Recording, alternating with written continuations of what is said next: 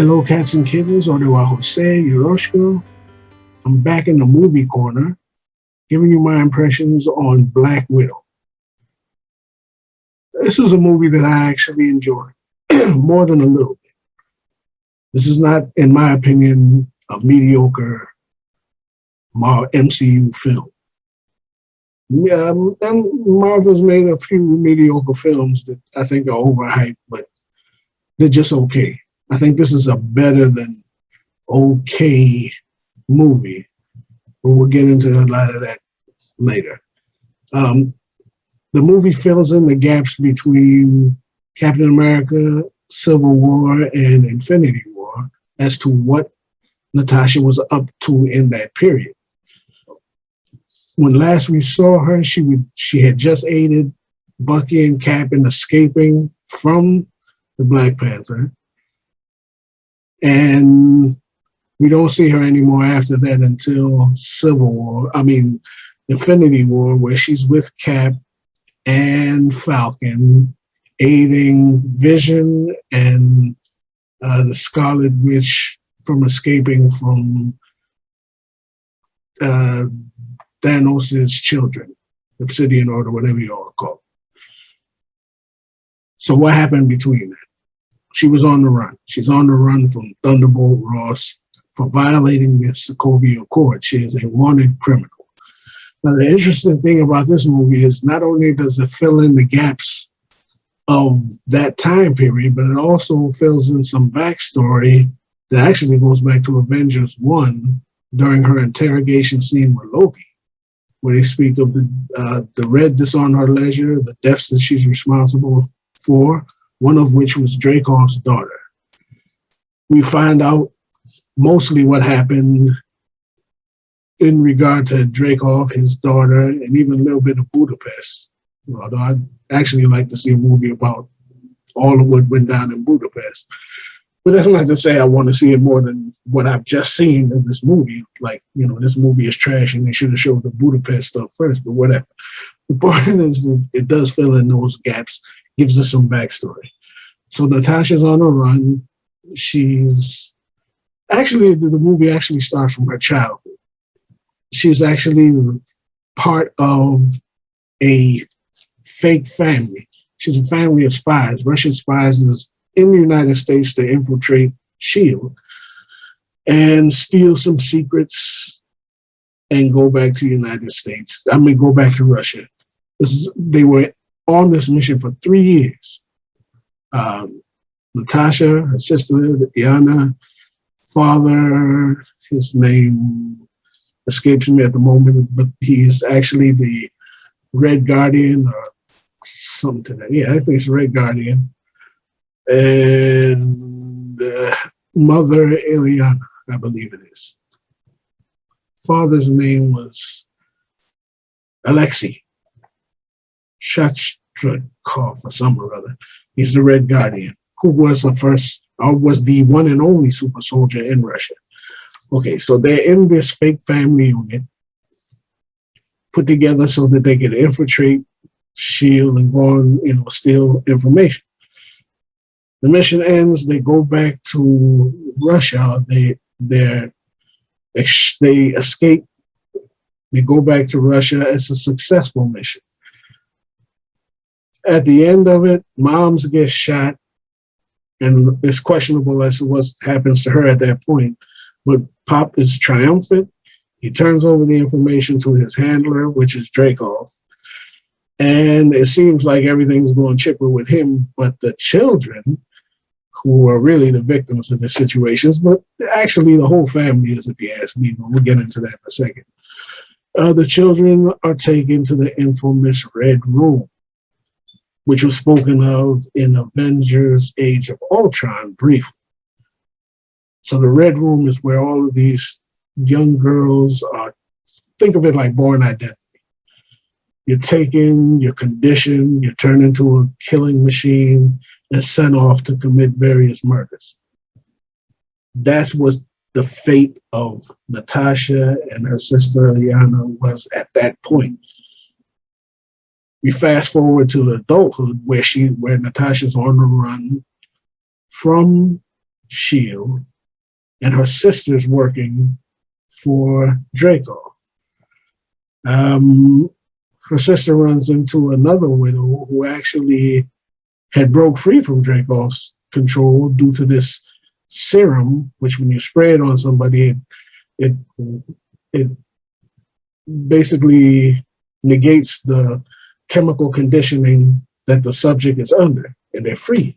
So Ileana is eventually freed from this conditioning, and she obtains I think it's the last of the serum that can free individuals from this mind-wiping conditioning. She goes on the run. And the story basically continues from there. She sends being that she's being chased, she sends the serum as far away from her as possible, which would be to her sister, Natasha, who she hasn't seen since, I believe, since they were separated. They haven't been in contact, whatever. And that's basically where the nuts and the bolts of the story takes place. Natasha gets when she believed that the Red Room had been brought down, destroyed, and Dracov had been killed. Everything was settled. She finds out from her sister that it hasn't. And the story is basically a quest of those two going to kill Dracov and shut down the Red Room permanently. That's the nuts and bolts of the story. So that's the plot. The plot I find to be intriguing, and it was a good way to set up a backstory tale of Natasha and get to find out what she's about, where she comes from, her motivations, blah blah blah, whatever, and delve into some of the backstory that has dribbled out regarding her over the MCU films. So I thought that the plot was very good, and it was going to come down to execution. How is it executed? The characters, again, Natasha and her sister, I love every scene. I love the scenes that they had together. They were actually warm. I thought they had warmth to them. There was good synergy or whatever between the two actresses. They did a good job. When you get to their family unit, what worried me was that there was going to be too much of that classic Marvel comedy humor. From the trailers, I thought they were going to overdo it and just make it, another Ragnarok or something like that. But surprisingly, I think it worked. There were some instances I thought where maybe they could have dialed it back a little bit, but not that much. The father, Alexei, again, I didn't even say who was playing who. Alexei was played by David Harbour, who I think did a good job. Now, one criticism of some of Marvel's work as of late, what people are calling the MCU, where there's this emphasis on overhyping women to the detriment of men. I'm gonna leave that to you to deal with, whatever. Is that men wind up looking like, buffoons and women are overhyped or whatever. Now, you could claim that with Alexei, since he's in the paternal role of this fake family, but the thing is, it's a fake family. These people are not actually family. They're individuals with individual agendas. And within that fake family, I think the girls are the true collateral damage because their part in the mission was not as essential as the mother and father, the fake mother and father. Alexei said, basically, by his own admission, he was the muscle, and Melina was the science expert of the two. So they had roles. If Alexei comes off as being, simple-minded or somewhat buffoonish or whatever, he was effective enough to pull off his role. His whatever his role was in their cover story, he was effective enough to pull it off, get the information, and come back. Now, him personally, by the time we catch up with him, he's disenchanted, angry, has been locked up in a Russian prison for years and years, which it seems is because he spoke out against the party, the Communist Party, in some way, to the point where Dreykov or somebody else had him thrown in jail because he completed his mission, so he should have been a hero, which he bemoans over and over again. But I would excuse any type of buffoonery with him, in that he was muscle in a spy scam or whatever. He's not the head of a family, is what I'm saying. Okay, whereas Melina is pretty dark to me, in that she's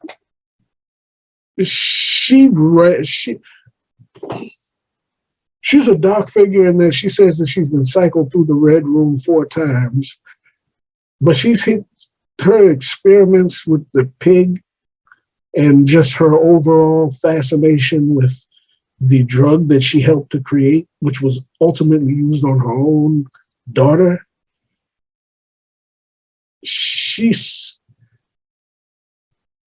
doesn't seem affected until she realized that it was actually used on Liana. Then she's a little bit, she's spooked by it. But up until then, she was just matter of fact. She seems almost like one of the, if you think of Nazi Germany, the paperclip program where you take and switch, you flip, German dark scientists and use them for your own purpose in another country. She's just, I say that to say this. Their family is the subject or the victims of a dark military industrial complex. The father was hyped up on gaining prominence within the party and becoming a hero. The mother was just completely focused on the science and very amoral in terms of what the science was used for, and the kids were just used, period. You know what I'm saying? So it's a broken family relationship where nobody really benefited, but that wasn't the point. They weren't put together to become a happy family. They were put together by the dark military industrial complex to achieve an end. So they're all collateral damage as far as I'm concerned. That the 4 of them all were used for a purpose and just used. So in terms of the cast, I thought the cast did a great job, and I actually liked what's his name? Ray Winstone as Dreykov, because he's completely unlikable. Marvel has this thing lately where they try to redeem all of their villains. Thanos was just trying to save lives or make lives better by getting rid of half of the population. Loki's just brokenhearted and he wants to be loved and all that nonsense. Sometimes villains have to be villains, and this cat is a villain. The overall villain, I would say, is the system that they all exist under. But this dude is a symptom of that disease. And he's a perfect symptom of that disease because he has complete disdain for human life, especially women. Now, if you want to say that that's, I don't know what you can say, that's not completely it's in line with human trafficking that we see in the world. You know what I mean? Now, does the movie paint all men as being evil and all women as being good? No, because I would say again that Melina is not a good person. I mean, she feels bad for it. She helps Natasha and Rihanna because she has an investment in them personally. But where was that concern when everybody else in the red room was being gassed and used. You know what I'm saying? That's my personal interpretation. Anyway, uh, they're all being used and they're all broken, in my opinion. And they're all the system of the dark science, military industrial complex that they exist under, which is, again, my interpretation. Now, in terms of, I mean, the performances, I think Scarlett Johansson does a great job, of course. She does a very good job as Natasha. Florence Pugh does a great job, I think, as Ileana. And I really enjoyed the chemistry between her and Scarlett Johansson. And Renee Weiss, I think, does a great job. She does a great job as Melina, because I do get the impression that she's got that darkness in her, you know what I mean? But she's effective. You know what I mean? She's effective as a dark science agent who winds up supporting her would-be daughters. So there's that. I mean, as regard to the Taskmaster situation, Taskmaster winds up being Dreykov's daughter, who was the red on Natasha's ledger. And again, it shows how much under the influence of this sinister just atmosphere that they exist under, and that Natasha felt it was necessary to use Dreykov's daughter as a stalking horse to find out where he was and then blow them both up. You know, his daughter having no skin in the game, just basically being a civilian. At that point in time, Natasha's mentality was that if I use her to get back to her father, who's the person that I chiefly hate, and kill them both, is cool, as long as it's done. You know, now that act came back to bite her in the form of the Taskmaster. So within the context of the movie, I think it makes sense. I would rather see classic Taskmaster, who is indeed a man, quite a deadly man, in fact. And, you know, fake Taskmaster wound up being formidable anyway, so I guess it's okay. Okay. One problem that I have is towards the end of the movie, Taskmaster, who is Dreykov's daughter, gets into a fight with the Red Guardian, and that shouldn't be a fight because, as far as we know, the only ability the Taskmaster has is to be able to mimic movements or the fighting abilities of the person that he or she faces. Even in the comics, it's known that if the person that Taskmaster is fighting has superhuman abilities, he cannot duplicate those abilities. Taskmaster essentially does not have superhuman powers, but he has a superhuman perspective of, you know, mimicking and perfectly mimicking motions and fighting abilities. Red Guardian is a superhuman. He is a super soldier. Superhumanly fast, superhumanly strong. That should not have been a great fight. A decent fight, maybe, but it shouldn't have been a great fight. Red Guardian should have mopped up the floor.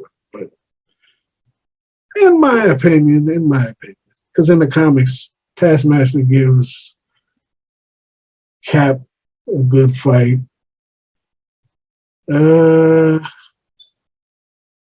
Anyway, that's just my opinion. I wouldn't have done that, but whatever.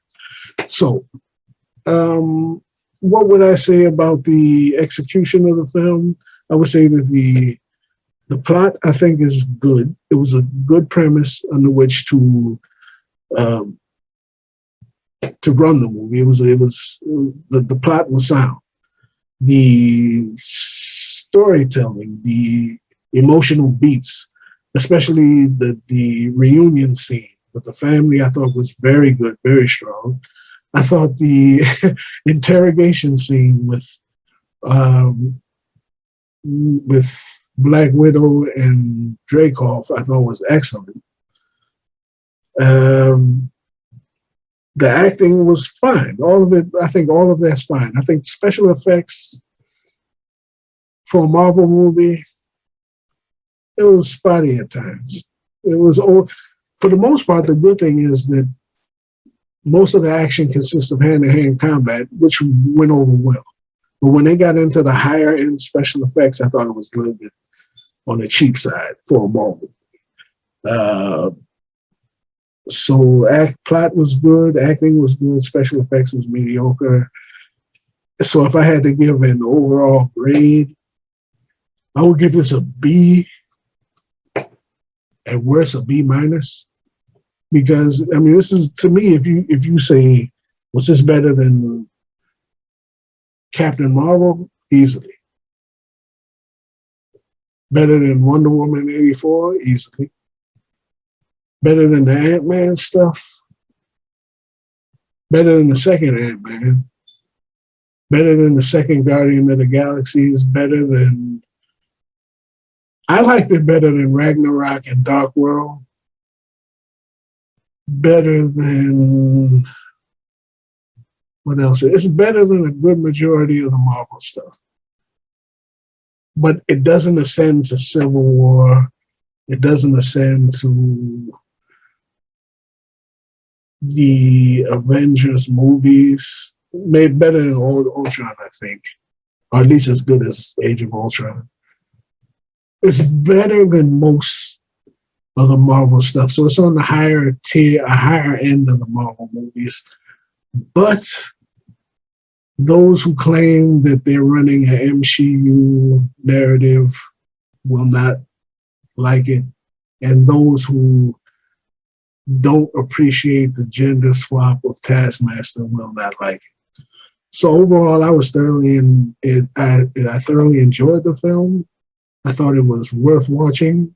I wouldn't pay that Disney Plus money, but I would see it in the theaters, and I'd see it again. Matter of fact, I've seen it twice so far.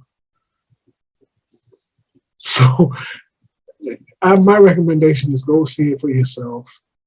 Let me know what you think. Let me know what you think anyway. If you've already seen it, let me know if you thought that the Taskmaster deal throw you off. Did it come off to you as being agenda-driven? Was it MCU-ish? Let me know. Otherwise, I recommend it. Give it a B, B minus at the worst. And that's it.